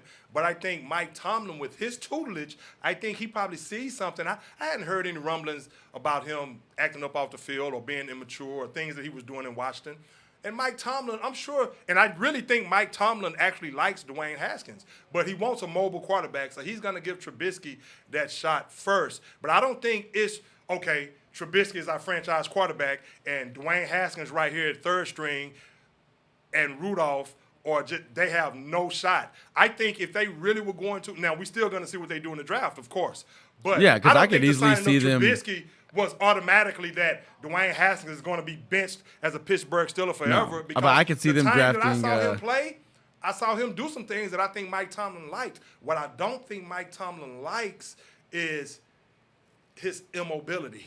And so if it comes down to a point to where Trubisky's not getting it done or Rudolph, then of course you have to go to Haskins. But I don't think Mike Tomlin would be reluctant to go to Haskins. I think he believes in Haskins. I think he thinks Haskins has turned the corner for us mentally, as far as how he prepares and things of that sort. And I think he would probably just have to resign himself to the fact like, hey, I'm just going to have another drop-back quarterback that can sling the ball around the yard. But that's all speculation at this point on what happens with Pittsburgh. But congratulations to Trubisky for landing back on his feet and probably becoming a starter again with a great team, a great franchise in the Steelers. So I think Trubisky came up in that regard, man. To me, but this doesn't take Pittsburgh out of the running for Kenny Pickett. I think there's still a chance they draft Kenny Pickett. Okay. And if they do draft Kenny Pickett, then you can kiss the Dwayne Haskins prediction goodbye, because I don't think they keep him on the roster after that. What about Rudolph? Rudolph ain't just showed his ass is gone too. His ass is gonna be out the door. Hey, Rudolph might be gone before Haskins. On the cool. I mean, Rudolph, come on, you knew there was no way they were Haskins. gonna stick with Mason Rudolph. I think we saw enough of that song and dance Eddie, season before last. Yes, sir. Hey, but you know what? Hey man, so how we looking on time, Eddie? 19 minutes. Huh? 19 minutes left. Come on, bro. Nah, we got a little more time than that, man. Man, time flies when you're having fun. We hadn't talked NBA, none of that. But real quick then, before we get to some little college basketball and some NBA, but Justin Reed to the Chiefs. I think that's a big signing by the Chiefs, man, because you know how I feel about Justin Reed. So the Texans lose out on Justin Reed. But going to the Chiefs, I think that's big time for the Chiefs. That's a quiet, shrewd move by the Chiefs. You're talking about a guy that can be a ball hog. I think Justin Reed is a top 3 free safety in this league. And I think that flew under the radar with the Chiefs. They're going to sign him when they're able to sign him.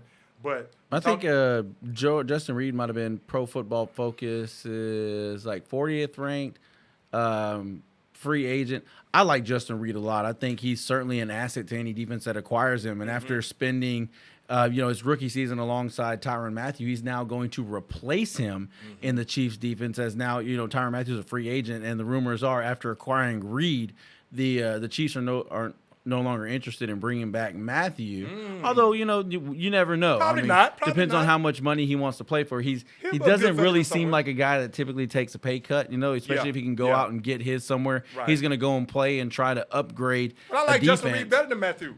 But if you look, because he's At that younger, position. clearly. And he's more rangy, and he doesn't have 2 ACLs. I like Mathieu. But if I'm a those team knees like are let's getting say, if I'm a team like let's say the Rams, I had to go out and get Eric Weddle to come off the streets last season. I'm definitely going to go, kicking tires on a Tyrann Mathieu. I agree with think that. he's a guy who has He's still a stepped good in. player. Look, he stepped in everywhere he's went, and he's immediately upgraded the defense. Yeah, he has. did so here in Houston. Before things got crazy here in Houston. Yeah. He went to the Chiefs, and immediately he upgraded them there as well. Yeah. So I agree. I think he's still got a lot of football left. He's not too old.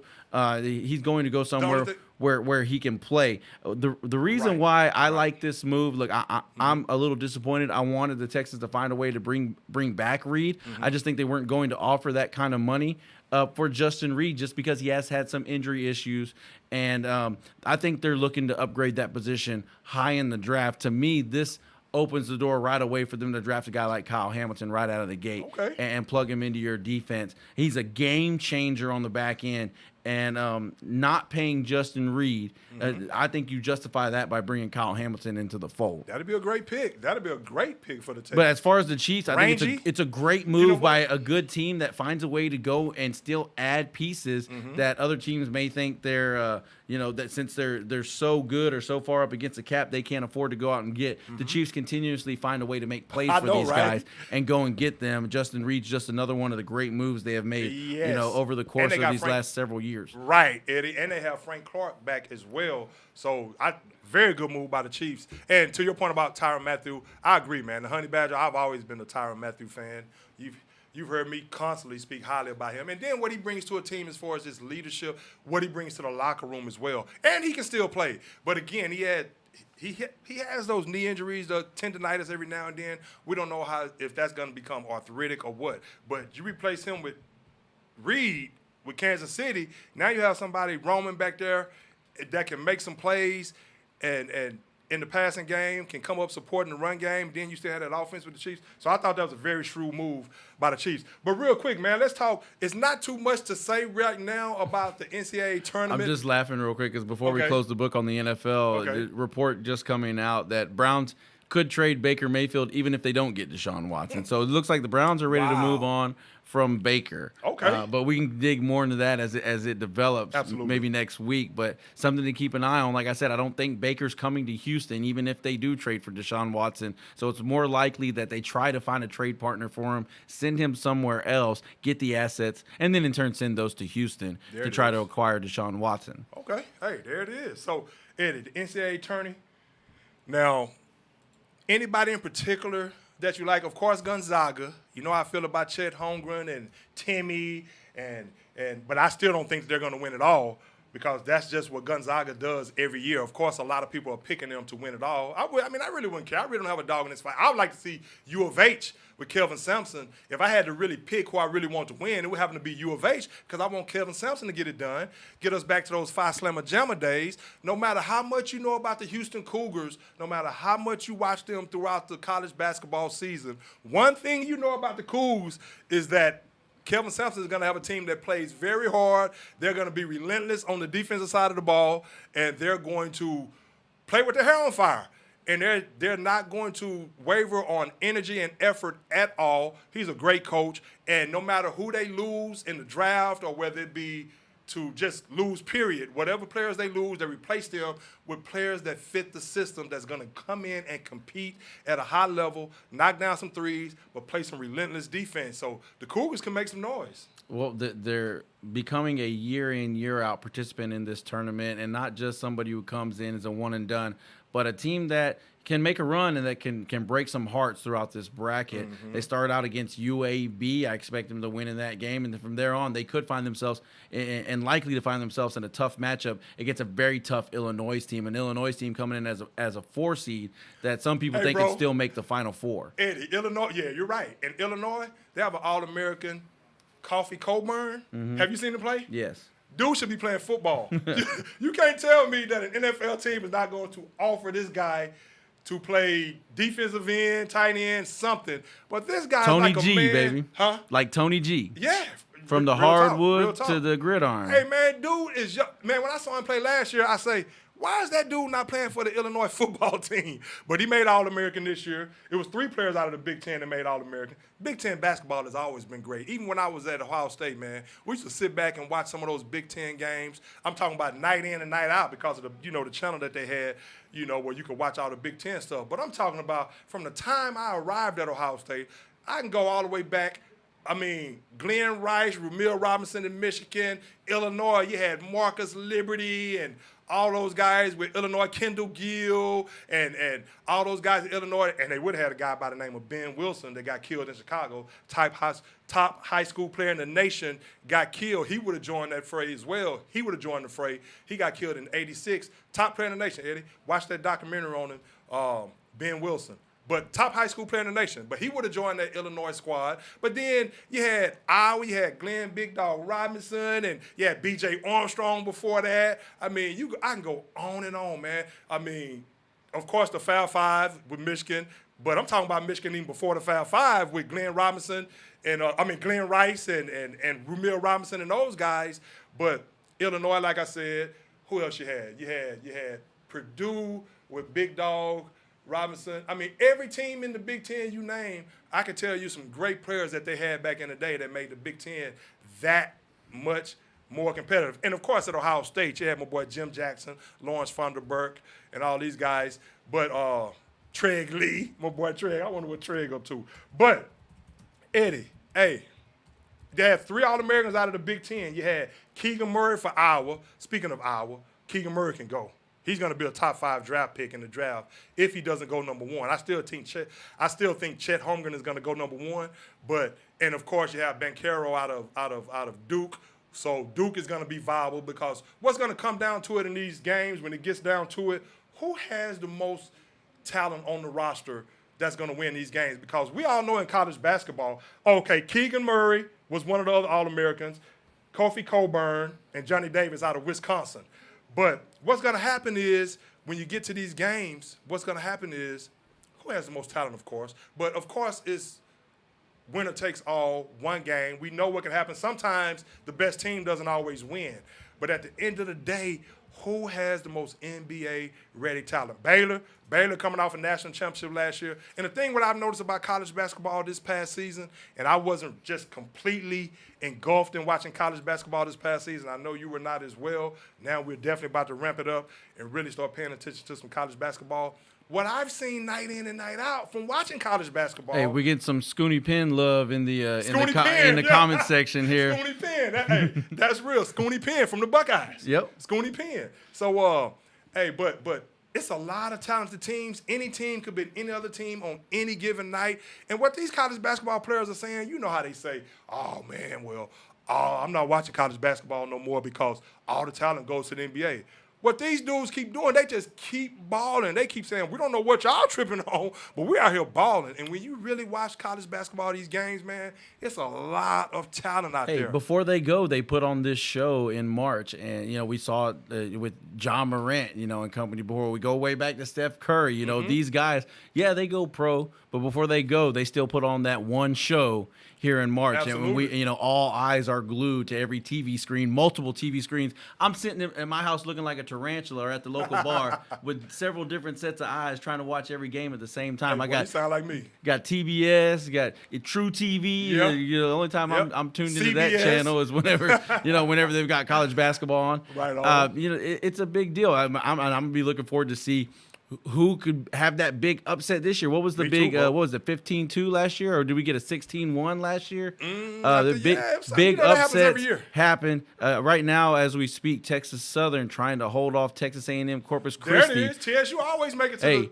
the play-in. 16th seed in the play-in, and with an opportunity to go and play Kansas. A tough task that'll be, but hey, anything can happen, and we've seen these big seeds fall. I'm curious to see who's going to be this year's, La Jolla, Chicago. Yeah. You remember the story they went on just a couple years ago. Who's put in that great? She's still living 102. I can't think of her name right now, but Sister. I can't remember either. But she's putting some good mojo on Loyola, Chicago every season, and she's still kicking it strong. But you have teams, Eddie. I mean, we have Arizona in the mix. They have a guy named Dalen Terry who you have to look out for. Point guard. Multifaceted. Who is it? Is it Sister Triple double Jean? threat. Sister Jean. Sister Jean. Yeah. Kentucky has a guy, Oscar Schwebe. This guy averaged 17 points, 15 rebounds. So you have some teams, Kellen Grady, great three-point shooter for Kentucky. Hey, and the teams that are picking in the NBA draft or in the lottery, Smith, they're gonna be all over the scouts all over the place, looking to find that guy who elevates his play. Absolutely. Whenever the lights are the brightest and the stage is the biggest. And those are some of those guys that we see prospects emerge out of nowhere, and almost every year in this tournament. And I can't wait. Like I said, kicks off tonight, already in progress. TSU looking like they're going to move on. Ooh, I like that. And then after that, let's see who else we got in the play-in games. We'll talk more about. I know you got Bryan and Wright State, Indiana, Wyoming, and Notre Dame and Rutgers also in the play-in game tomorrow. Okay. You got Gonzaga, Zona, Baylor, Auburn with Jabari Smith. That's the potential number one pick right there. But if Auburn gets anything out of their guard play, if they get anything, if their guards can start playing again, Auburn has a chance. Again, man, it's so much parity in college basketball. I don't know who's going to win what in college basketball because these guys are competing at a high level, very talented. You have guys that's been there for 2 or 3 years with some experience. A guy like, again, Keegan Murray. Hey, man, you have the guy from Purdue. What's the guy Purdue? Jaden Ivey. He can go. He's going to be a high draft pick. So there's going to be a lot going on in that. But we will see. Next week, we'll really break it down more, talk about these games, who's looking like what moving forward. And then we'll really have a bead on who's going to advance and who looks like they may be a true contender. Right, because, things are going to start ramping up. You're going to get these play-in games out of the way. And then Thursday, games kick off and we'll be underway. Yep. And things will be hot and heavy. Everybody's going to have their bracket filled out by then. I don't know about you, Greg. My Probably buddies not. and I, we all get I never do a bracket. We just do it for fun, man. I know. $25 a pop. You want to get on it, everybody fill out your bracket. Whoever scores the most points just in the last couple years. takes the pot. Yeah. We're not being gamblers or anything. Don't let me lie to you. But it's something that every year it's a lot of fun, and you find people getting interested in this tournament, people who don't really care about basketball, because they fill out these brackets, and a lot of times being lucky is better than knowing what you're doing. Right. And you see sometimes people getting way deep in these bracket challenges, and all they did was guess the entire way, and not just guess in the sense that you and I would guess, but I like teams that wear blue. I'm going with these guys. Yeah, I know. That's how they do it. And I have a sheet at home. I may fill it out. But Eddie, well, good luck with that, because now isn't someone offering $1 million if you get all of them? Oh, it's always Warren Buffett. I think he always offers you $1 million. Like, man, how can I get in on that? Yeah, you got a better chance of hitting the Powerball and getting them all right. Yeah, right. So, real quick on the NBA, Anthony Davis may come back for the Lakers. Still, Eddie, the Lakers, I don't see it. Should they sit LeBron for the rest of the season, let him stay fresh for next season, because the Lakers have absolutely no chance, even if they win and get into the playoffs? At this point, they don't seem like – but, you've heard me say, if you have a healthy LeBron James, Anthony Davis, if Russell Westbrook can do anything like we know Russell Westbrook can do, that's just not working right now in L.A.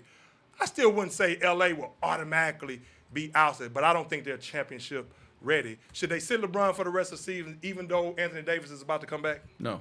Okay.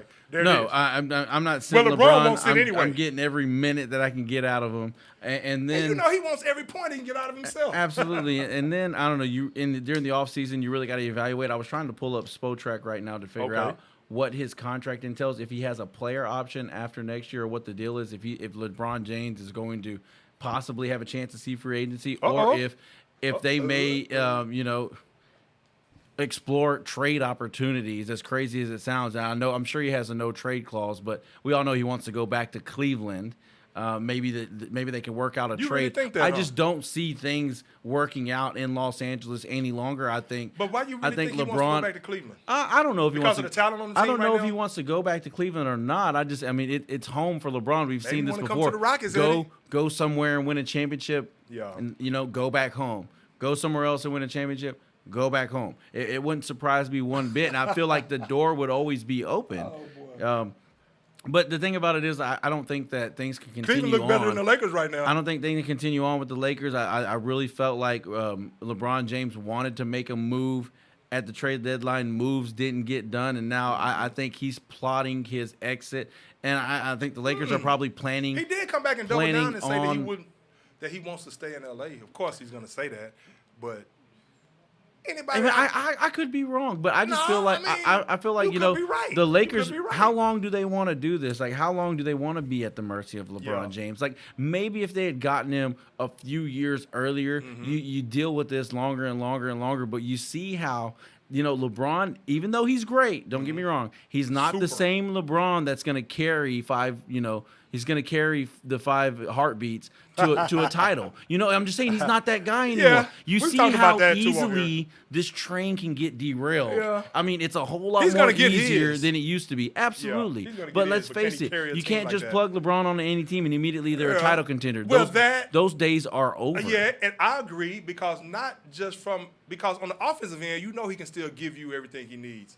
But the thing about it, what he also used to do is set the tone on the defensive end.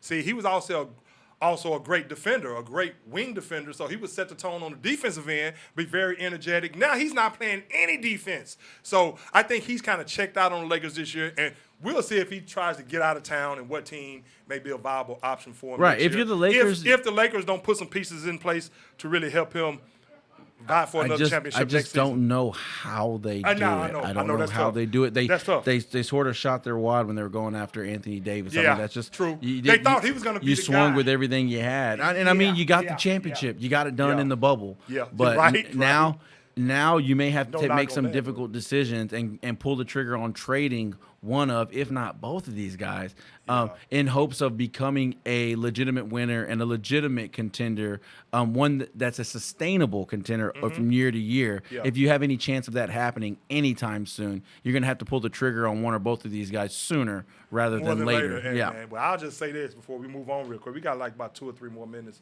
but I'll just say this. LeBron James, and I say it every week on here, LeBron James, what he's doing at the age of 37, I mean, I just continue to marvel at how great this guy is and how explosive he still is. So, hey, man, I like the Lakers. I would like to see them be viable in the playoffs, but I just don't see it happening this year. Now, Draymond is back for the Warriors, and the Warriors, that's what I'm rolling with this season. And, of course, Draymond is back. Wiseman is coming back. Wiseman looked like he put on about 15 pounds, and he's dogging them in that little D-League or whatever you call it. But trust me, Wiseman is going to be a beast, bro. When they get, and that's going to be that interior presence, a shot blocking presence. Well, like I said last season before he ended up getting injured, I said Wiseman this season, and I was banking on if he would have played the whole season, he was going to give you 15 and 10 every night. So now he's put on some weight. He was the second pick in the draft, 7-1. He's going to be a presence in the playoff, folks. Don't get it twisted. Then you have all these other guys that's gained some valuable experience, Kuminga. But you see the tone that Draymond sets for this team. You see how he gets all these players amped up to play for one. Steph went off for 47 last – wait, did he go off for 47 last night? Let me have to see. I don't know if that was last night. I can't remember. Okay, Sometimes but- my days blend together. No, I got you. But they look like a complete team again, at least that first game. He's on a minutes restriction. So we'll see. But I like what Draymond brings to that team. They're a legitimate contender. Then you got a chance to get Kuminga some experience, who's going to be a superstar. And you got Wiseman coming back, who they say is looking like he's in the best shape ever, and he's going to be trust me, he is going to be a viable threat for Golden State. There's a lot of people be like, well, why is everybody so high on Wiseman? You'll see. Y'all will see the difference he's going to make and how he's going to help them even in this year's playoffs. But the Hawks, man, real quick, the Hawks, like I've been saying all year, the Hawks are a team, if they get in, they can make some noise, but so disappointed in their season. What are they sitting right now, at 10? I mean, come on. Of course, Karl-Anthony Towns, kudos to Karl-Anthony Towns, going for 60 last night, a guy that's gone through some personal problems, losing his mother to COVID, stayed the course, stayed positive, and kept bringing it on the court, a guy that's went through some things in Minnesota when they drafted Andrew Wiggins and they had some players who they thought they were going to build around with Minnesota. He stayed the course, stayed there, stayed humble, and kept getting better as a player doing this thing. Now, the benefits are showing up not only for himself, but for the Minnesota Timberwolves. They're a team with Anthony Edwards, who's been injured as of late, but he's explosive. Then you have D'Angelo Russell at guard, but Minnesota is a team now. I was watching them the whole season to see how consistent they would be and if they were going to falter at some point. But Minnesota is legit. They're a team that's here to stay, and Karl-Anthony Towns, former number 1 pick, 60 points last night, playing like a former number 1 pick. And, hey, man. And, of course, all these other teams, the Bucks, they're getting Brook Lopez back, so they're starting to hit their stride. Giannis playing like a man among boys all the time. Of course, you have Middleton, who can go off at any time. Drew Holiday. So the Bucks, in my opinion, in the East are still the team to beat. And the reason I say that, because as much as I love KD, you know he's a dog. KD is a monster, the best player in the game, in my opinion. But again, Kyrie is not going to be able to play on the road. Now, you saw what KD did Sunday, went off of 53. I mean, just dogging dudes out there, man. I mean, hey, this dude too tiny. Why is Fournier on me? He's too tiny. He's 6'8". That shows you Garnett at 7 foot. That shows you he gets whatever he wants at 7 foot. If he's dogging guys 6'8", 6'9", like that, mid-range. Come on, bro. It's KD, the best player in the game. But the catch to that is, and KD, in my opinion, bro, I think he's kind of getting suckered a little bit by Kyrie in the sense, well, I'm not going to say sucker, hoodwinked, whatever, but. Damn, hoodwinked ain't no better. Good Lord. Check it out. You trying to sugarcoat it. You check went from hoodwinked. God dang, Pretty man. much mean the same thing Yeah, anyway. exactly. But you know what? Sounds worse. Is, right. Sounds worse. Well, my point is, why don't you just downgrade it to bamboozle? Bamboozle, right? My point is with KD, man, KD is going to be special. And that's why some of my frustration comes in with the Nets, is because I don't want to see KD's heroics go to waste. And I say this stuff about Kyrie because I think he's that special of a player, even though he's no AI. I think he's that special of a player where now they don't have Harden. So things are so discombobulated right now. But KD, after the game, now, him and Kyrie, they're doing their handshakes during the game and all this and that. That's all cute right now. You're doing your handshakes, but KD, bro, that's game, bro. You need to be telling this dude, while you're telling Eric Adams, while you're making a public statement to Eric Adams, which he later kind of walked back, because you know what happened after he made that statement after the game about Eric Adams? He better figure it out, and he better do this about the mandate to let Kyrie play and this and that. You know what Eric Adams went and did that same evening when he was having a speech wherever he was? He said, yeah, Kyrie can play if he gets vaccinated. So all that made Eric Adams want to do is double down. So then, of course, KD the next day came and walked that back some, because now it's just posturing right now. You're not going to punk this man into making a decision by calling him out in the media like that. That's why Eric Adams, when he was having this speech or whatever, that same day that KD said this Sunday, he said, yeah, he can play as long as he get vaccinated. So that's him doubling down on the fact that, hey, man, y'all are not going to force me to make this move. Now, maybe since KD walked it back some, maybe Eric Adams, but I don't know right now. At this point, though, my point is, Eddie, go get vaccinated. I mean, you can do all these handshakes and all this and that. Bro, that's game. You know when somebody – I had a lot of those handshakes back in the day, too. All in high school, me and my boys had those handshakes.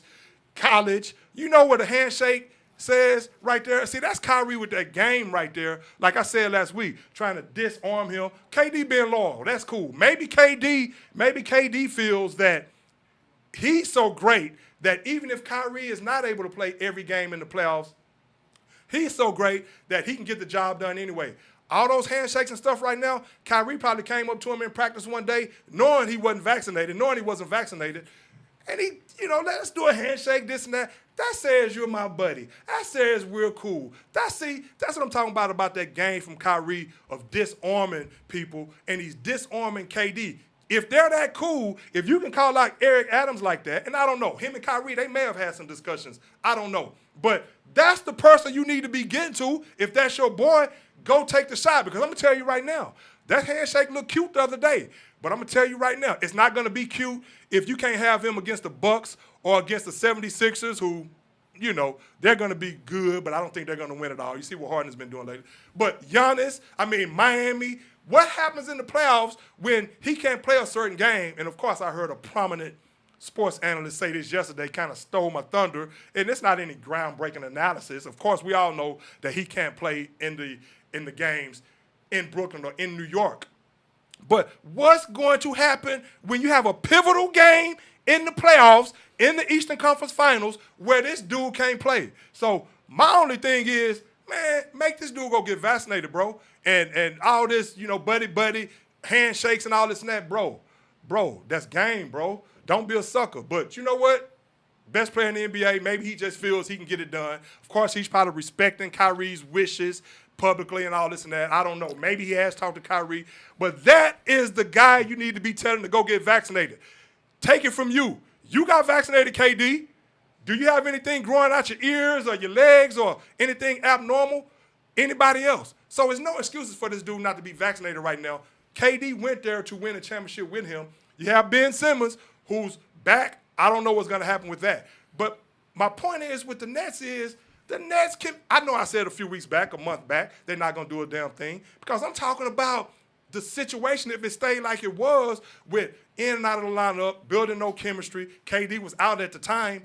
But they have to get this dude vaccinated, get Ben Simmons back, and they can be in the mix along with Miami, Milwaukee, all these other teams. Hey, but real quick before we go, Eddie, AI, Allen Iverson. What's up, Skrilla? What's going down? Grade A radio, grade A media, all day, baby. Top motherfucking, curse on him. I'm sorry. Curse, baby. The best damn sports show around, man. Hey, man, appreciate you. They done heard, they've heard worse than that before. But, Eddie, Allen Iverson? Allen Iverson, I was reading some stuff the other day about players who lost it all, and they were talking about how AI, because speaking of James Harden, I heard some people say James Harden was partying after that loss to Brooklyn last week. Right after that loss, he was partying, and yada, yada, yada. Get used to it. Yeah, they better get used to it, trust me. We live here in H-Town. We know him like a book. But AI did the same thing, right? And I read some stuff I was reading where all these players lost all this. And they talked about how some of them regained some things. It was like 24 players, how they regained. But some, they talked about Antoine Walker and all these guys. They had AI as one of them. AI, I'm going to leave you with this. AI, they say, used to go to the strip club, spend $40,000 like it wasn't nothing. Every time he went to the strip club, $30,000, $40,000. Pretty much, eventually, essentially, I'm not going to say became broke, but spent most of his money. But check this out. I read in 2030, because of a long-term deal with Reebok, they have a trust fund. In 2030, they're due to pay him $32 million. So it can't come fast enough, and the girls at Onyx are just waiting. Well, my point is, whatever AI is going through right now, AI is sitting back like, I'm cool, because in 2030, I'm going to have $32 million in the bank. And hopefully by the end, he's learned. But think about that, bro. $32 million is going to hit his bank account like that. Must 2030. Be nice. Hey, but Eddie, great job. Hey, real quick, before we leave, Richard Johnson said, if the Cougars want any chance, I'm paraphrasing here, but he said if they want any chance at winning the Final Four, they'd have to resurrect Guy Lewis himself and put him on the side of the court and have him coach them if they want to stand a chance.